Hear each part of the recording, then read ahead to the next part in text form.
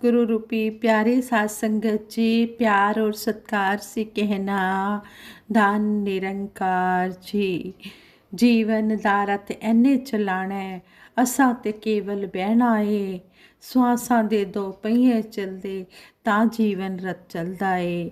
ਸਾਰੇ ਕਾਰਜ ਆਪ ਇਹ ਕਰਦਾ, ਸਾਡਾ ਤੇ ਬਸ ਹੁੰਦਾ ਏ ਨਾ।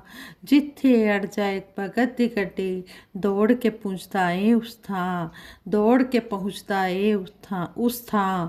सतगुरु सच्चा पातशाह हर पल अपने भगत की रक्षा करता है। जो भगत अपने आप को सतगुरु के चरणों में समर्पित कर देता है, फिर सतगुरु उसकी हर पल रक्षा करता है, सारे उसके कार्य पूरे करता है, उसे किसी प्रकार की कोई कमी नहीं देता है। आओ सतगुरु माता जी का शुक्राना हर पल करें और सतगुरु माता जी के चरणों से यही मांग मांगे कि हे दातार सच्चे पातशाह, हमें अपने चरणों के साथ अंतिम श्वास तक जोड़ के रखना।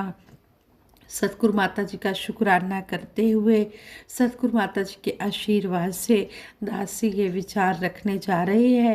आप जी ये विचार प्रवान करें, अगर कोई गलती हो जाए तो क्षमा करें। साथ संगत जी एक स्टोरी है, आप जी ये प्रवान करें।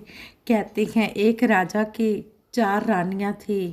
एक दिन खुश होकर राजा ने उन्हें वरदान मांगने को कहा।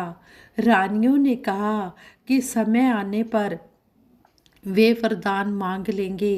कुछ समय बाद राजा ने एक अपराधी को मृत्यु दंड दिया।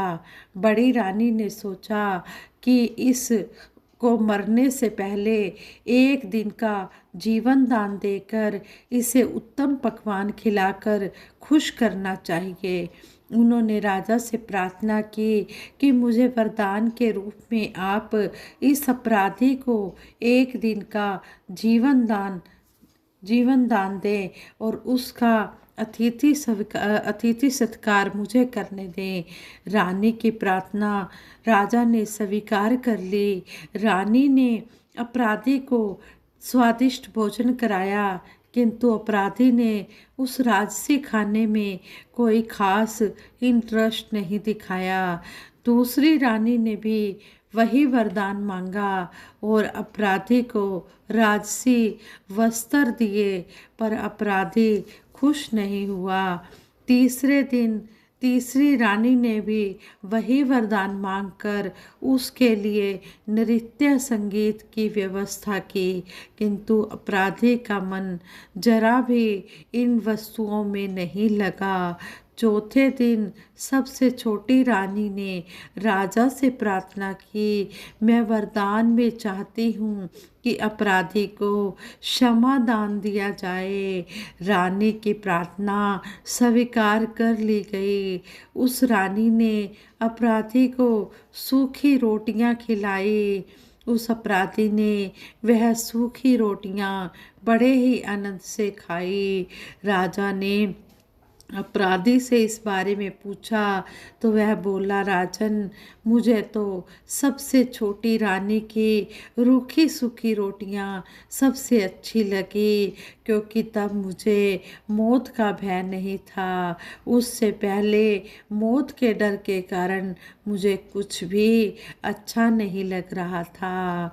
साथ संगत जी, इस स्टोरी से हमें यही सीखने को मिला है कि हम सतगुरु के अति शुक्रगुजार हैं, जिन्होंने हमारे जन्म मरण के बंधन काट दिए हैं, हमें अनमोल ब्रह्म ज्ञान देकर सेवा सिमरन सत्संग करने की विधि बताई है और हमें मुक्त किया है। सतगुरु आप मुक्त है और ये सारे संसार को मुक्त करने के लिए आया है। जो सतगुरु की शरण में आ जाता है वो मुक्त हो जाता है। साथ संगत जी, ये देवी देवता सब कुछ दे सकते हैं, संतान भी दे सकते हैं, धन दौलत भी दे सकते हैं, अच्छे अच्छे खाने के लिए पदार्थ भी दे सकते हैं, लेकिन मुक्ति नहीं दे सकते। मुक्ति का दाता सतगुरु होता है। इसलिए इसलिए आओ सतगुरु के चरणों में, और सतगुरु के चरणों में आकर इस ब्रह्म ज्ञान को पाकर अपना लोक सुखी परलोक सुहेला कर लो। आज मेरा वक्त का सतगुरु आया हुआ है और सभी को आवाज़ दे रहा है कि आओ इस परम पिता परमात्मा के दर्शन पाकर अपना मानव जन्म सुहेला कर लो। इसलिए हम सतगुरु के चरणों में आए और मुक्ति के हकदार बने। मुक्ति का हकदार वही है, ज्ञान को जो जन जीता है, जो ज्ञान के अनुसार कर्म करता है, उसी की मुक्ति होनी संभव है। ये नहीं है कि ब्रह्म ज्ञान ले लिया और काम खत्म।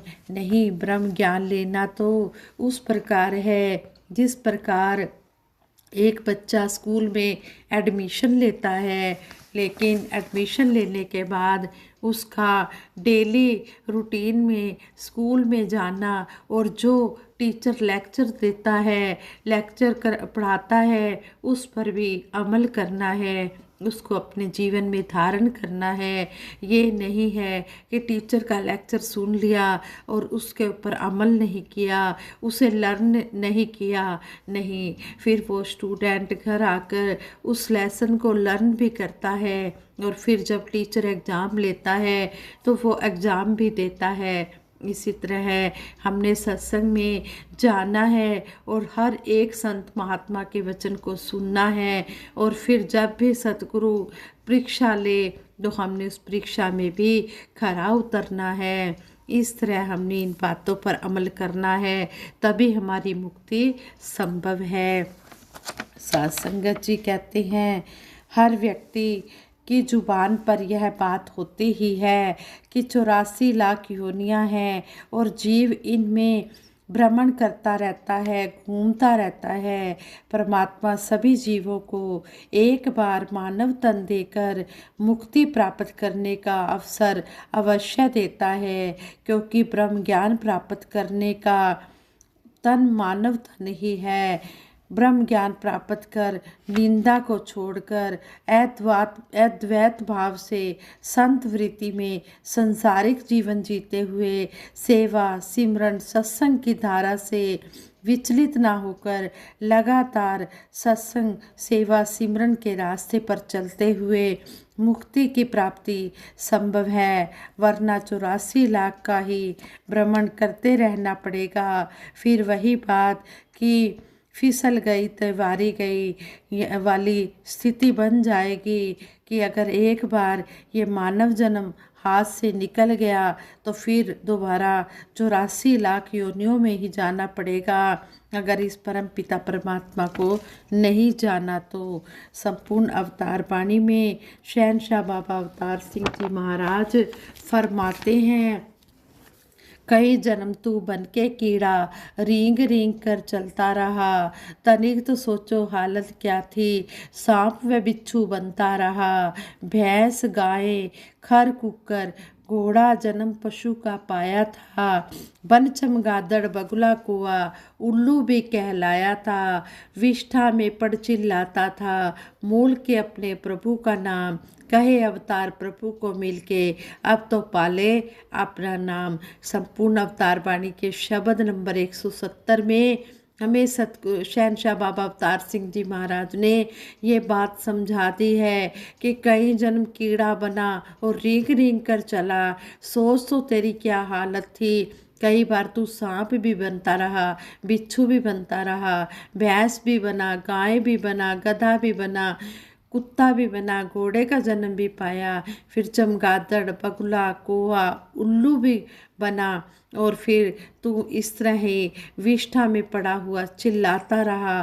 क्यों चिल्लाता रहा? अपने प्रभु का तूने दर्शन नहीं किया, तो 84 लाख योनियां पाकर भोग कर फिर तुझे ये मानुष का तन मिला, मानव का तन मिला। लेकिन अब तो तू इस प्रभु को मिलकर अपने घर की पहचान कर ले, अपने निज घर की पहचान कर ले, अपने आप को मुक्त करवा ले। सतगुरु आया हुआ है सारे संसार के लिए और सारे संसार को ये मुक्त कर रहा है। मानव तन पाकर भी मानव में 84 लाख योनियों का स्वभाव विद्यमान रहता है। कुछ स्वभाव वह अपने कामों में उपयोग भी करता है, जो योनि चक्कर में फिर से भटकने का मैसेज देते हैं। इसलिए संत महात्मा कहते हैं कि केवल सतगुरु की आज्ञा में रहकर ही अपना लक्ष्य पाया जा सकता है।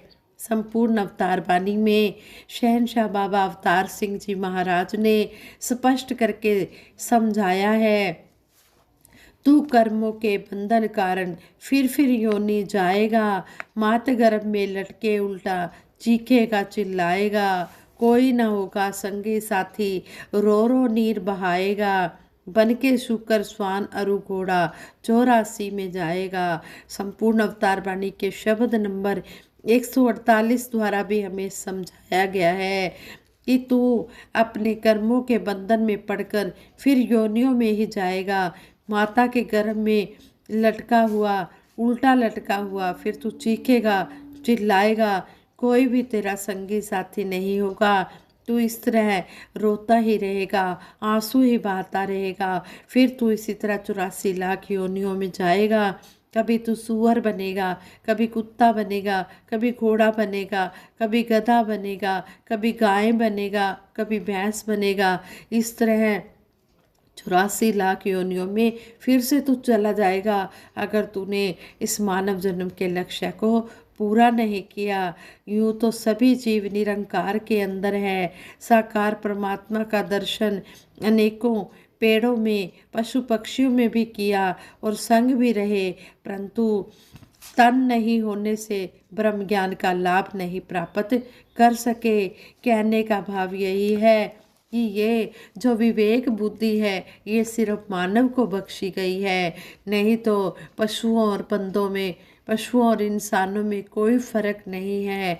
इंसान भी, पशु भी इंसानों की तरह ही खा रहे हैं, पी रहे हैं, सो रहे हैं, जाग रहे हैं।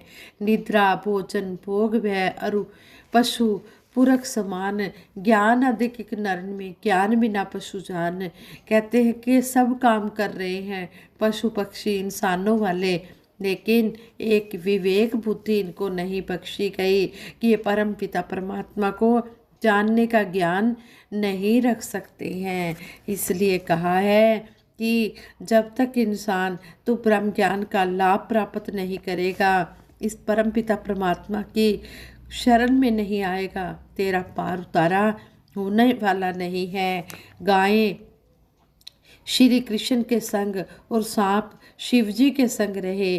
अनेकों पेड़ और पशु पक्षियों की श्रेणियां हैं जिनको साकार परमात्मा के संग रहने का अवसर मिला है। संग रहने का केवल मतलब यह है कि परमात्मा सभी जीवों के साथ है, सभी से प्यार करता है। मोती सीप से ही पैदा होती है। स्वाति नक्षत्र सीप के मुंह में जो पानी की बूंद पड़ती है उसमें ही मोती बनती है, वरना तो सीप तो बहुत है, सब में मोती नहीं बनती। ऐसे ही मानव तन में ही मोक्ष मुक्ति संभव है।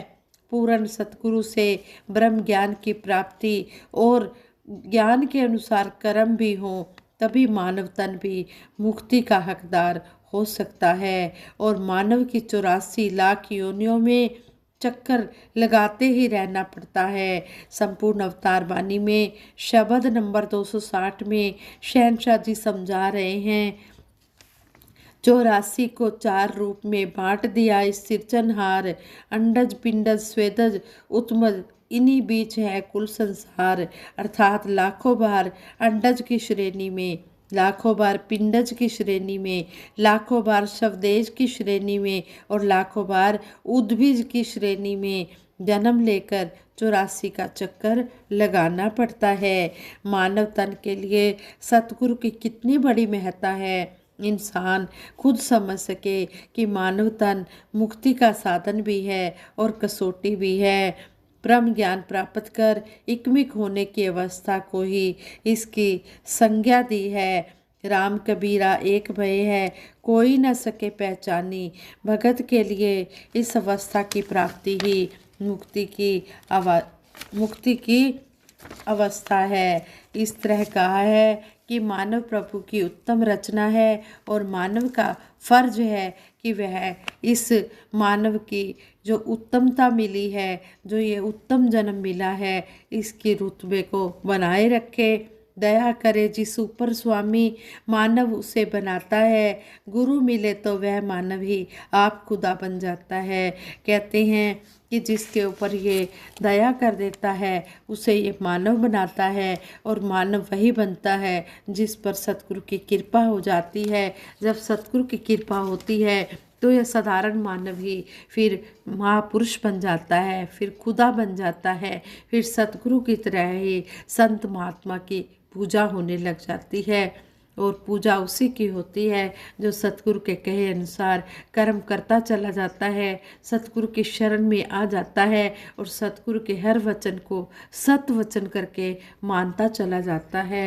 आओ दातार से यही अरदास करें कि ये जो मानव तन हमें मिला है इसका हम लाभ उठाते हुए अंतिम श्वास तक सेवा सिमरन सत्संग करते चले जाएं और सतगुरु की रहमतों के भागीदार बने, और सच्चे पातशाह सभी पर अपनी कृपा बनाए रखना। इसी तरह सभी का लोक सुखी परलोक सुहेला हो जाए और दासी के भी परिवार सहित सतगुरु निरंकार के चरणों में तोड़ निभ जाए, यही दासी भी कामना करती है।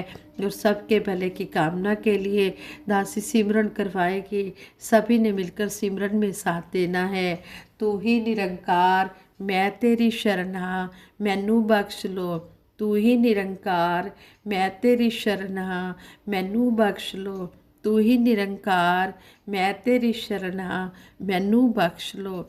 बोलिए सतगुरु माता सुदीक्षा सविंदर हरदेव जी महाराज की जय। निरंकारी राजमाता गुरु वचन अवतार की जय।